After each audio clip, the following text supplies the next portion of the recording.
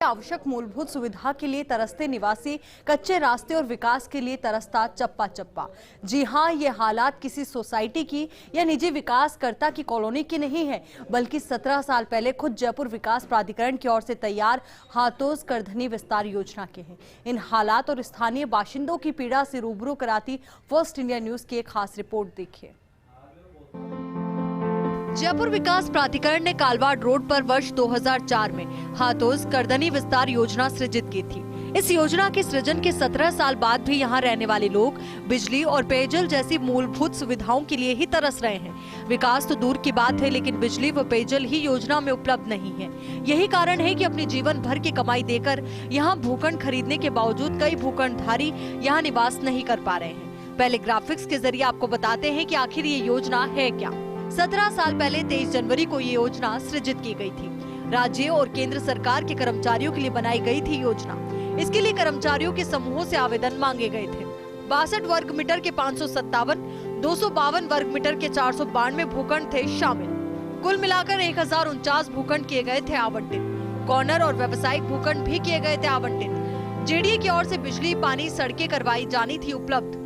Sewerage, नालियां, park, सामुदायिक भवन, शिक्षण संस्थाएं, चिकित्सा सुविधाएं, खेल मैदान, स्टेडियम भी करवाना था उपलब्ध। लेकिन 17 साल बीतने के बावजूद नहीं किया गया कोई विकास। इस हाथोस करधनी विस्तार योजना को जेडीए ने ब्लॉक वाइज सृजित किया है। यहाँ ए से लेकर एफ तक ब्लॉक से। यहाँ के केवल ए ब्लॉक में ही कुछ विकास कार्य शुरू किए गए हैं। बाकी 5 ब्लॉक्स में वही कच्ची सड़क, जंगली पौधे और मिट्टी के ढेर दिखाई देते हैं। आपको बताते हैं कि किस प्रकार योजना के भूखंडधारी और यहाँ मकान बनाकर रह रहे लोग विभिन्न समस्याओं का सामना कर रहे हैं। ऐसे परेशान हो रहे लोग, बिजली का कनेक्शन नहीं मिला, 14 रुपए प्रति यूनिट की महंगी दर से मिल रहे अस्थायी कनेक्शन। स्थायी कनेक्शन चुनिंदा लोगों को दिए जाने का भी आरोप। स्थायी कनेक्शन नहीं देने के पीछे बिजली कंपनियों का तर्क, जेडीए ने उन्हें ये योजना हैंडओवर नहीं की। जेडीए की ओर से विकसित बिजली का नेटवर्क भी अस्त व्यस्त, बिजली के तार खंभों से गायब, जरूरी उपकरणों की भी हो गई चोरी। जेडीए की ओर से ग्रिड सब स्टेशन बनाने का काम तो शुरू हुआ, लेकिन सिविल वर्क कछुआ चाल से चल रहा। लोग पेयजल आपूर्ति के लिए निजी टैंकर्स के भरोसे। जेडीए ने यहाँ ट्यूबवेल खोदे, लेकिन वे भी अब तक नहीं हुए शुरू। ए ब्लॉक के अलावा अन्य ब्लॉक्स में सड़कें नदारद। योजना में एक बड़े स्टेडियम के लिए भूमि छोड़ी गई, लेकिन स्टेडियम का विकास नहीं किया गया। खाली जमीनों पर लगातार किए जा रहे अतिक्रमण। अक्सर रात के समय यहाँ बदमाशों का रहता है जमावड़ा।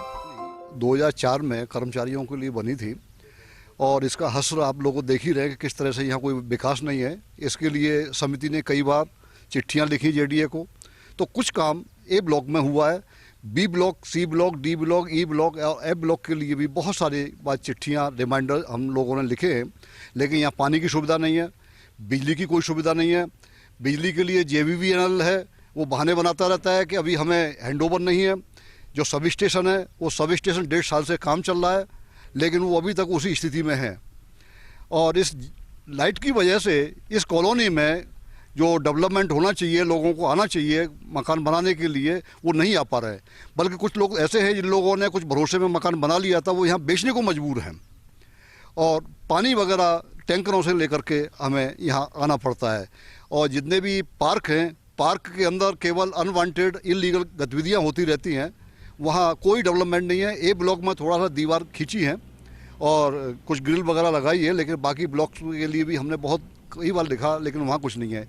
स्टेडियम है, स्टेडियम के लिए हमने माननीय जो अशोक चांदना जी है उनको भी हमने लिखा, JDC को भी लिखा, लेकिन इसकी तरफ कोई ध्यान नहीं दिया गया। जबकि यहाँ प्राइवेट जो स्टेडियम है बहुत सारे फल फूल रहे हैं। राज्य और केंद्र सरकार के कर्मचारियों के लिए सृजित की गई इस योजना के कई आवंटी कर्मचारी सेवानिवृत्ति के पड़ाव पर हैं या सेवानिवृत्त हो चुके हैं। अपने घर का सपना साकार करने के अपने गाढ़ी कमाई की राशि यहाँ भूखंड खरीदने के लिए दे चुके हैं। ऐसी परिस्थितियों में इन्हें अपने आशियाने के लिए जेडीए और बिजली कंपनी के दफ्तर के चक्कर काटने पड़ रहे हैं। यहाँ की विकास समिति की ओर मूलभूत सुविधाओं के लिए विभिन्न एजेंसियों को ज्ञापन दिए गए, लेकिन इसके बावजूद इनकी समस्याओं का समाधान नहीं हुआ। देखना होगा कि आखिर कब जिम्मेदारों की नींद टूट पाती है।